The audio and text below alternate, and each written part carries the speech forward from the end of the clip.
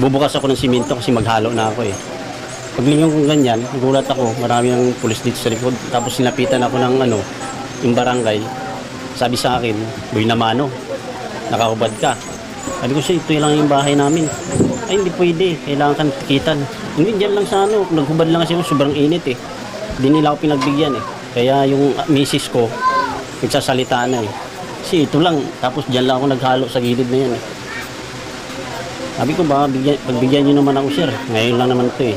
Dito na maulit. Dito talaga, tinuluyan talaga akong Bisa nila, wala na nga akong trabaho. Titikitan nyo pa ako. Ako lang nga lang gumagawa sa bahay kasi wala kayo pambayad eh. Wala, tinuluyan talaga, tinikitan ako eh. Kanina nagbayad ako kasi 500. Yung okay naman kasi binigyan naman ako ni chairman ng pambayad na 500.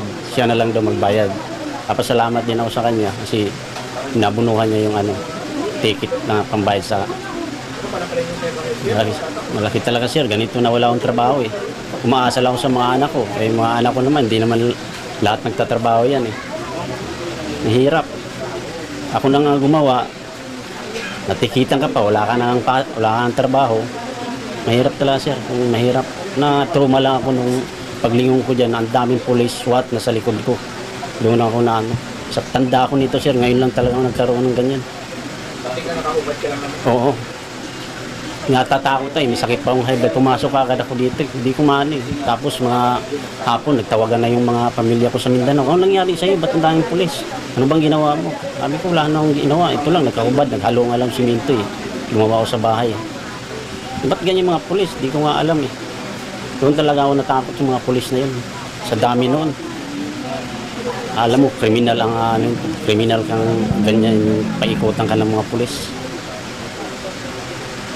Tapos kanina kuya, may press con Secretary to Articulate at tumingin siya ng tawag sa'yo. Gusto ka ba niya puntaan ka nito minsan para siya magiging tawag. Ano yung reaction mo sa...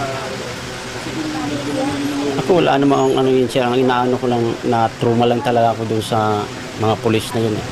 Napaikot sa akin. Kay Secretary Remulla eh. Wala namang doon. Hindi ako nag-ano sa kanya. Ang inaano ko lang yung mga pulis. Sana yung nga lang dun sa barangay, paabiso sila na bawal talaga sa iskinita Yun lang inaano sa barangay. Kasi sabi nila, hindi daw barangay yun. Ay mismo taga-barangay nagtumikit sa akin.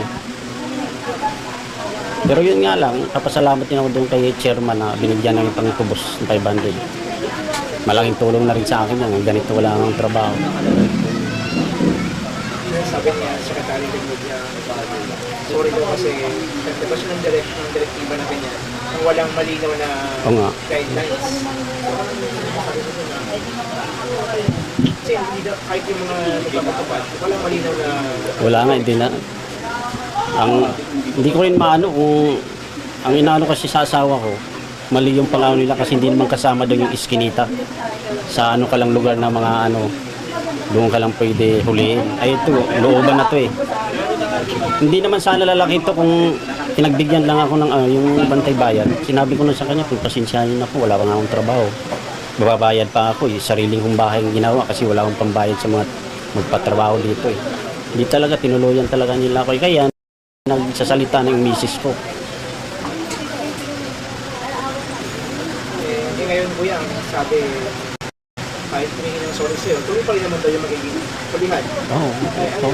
Ano yung sanang hiling mo sa mga magpapatupad ng ganitong ordinansa? Anuhin ko lang sana, ayusin nila kung saan banda talaga yung mga iskinita ba yan o dyan lang sa Kasi mahirap ganyan, bigla ka na lang huhuliin nasa iskinita ka na nga tapos ang dami pang pulis. Magugulat ka talaga niyan. Para pumarehas naman tayo, naman tayong ginawa. Yan lang naghuhubad, nagtatrabaho ng maayos eh. Tapos makikita kang paligiran ka ng mga pulis SWAT nandyan sa likuran mo. Daig mo pang kriminal eh. Doon nga lang talaga ako natakot doon sa ako na hindi na ako, isa noon sir, hindi na ako, lumabas lang ako kanina kasi tinubos ko talaga yung ticket ko, baka maano po ng warrant eh.